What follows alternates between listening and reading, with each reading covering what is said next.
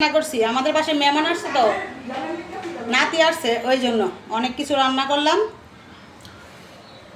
কারকল ভাজি করছি, পটল ভাজি, বেগুন ভাজি, 3 রকমের ভাজি করলাম।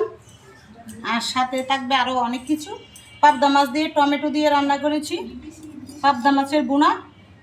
আর ওইদিকে দেখেন কাতলা মাছের পেঁয়াজু বানাইছি, দু পেঁয়াজু রান্না করলাম আজকে।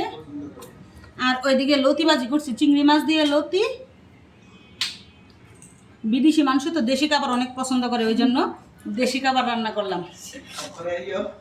আর এইদিকে রান্না করছি লাল কক মুরগি, দেখেন।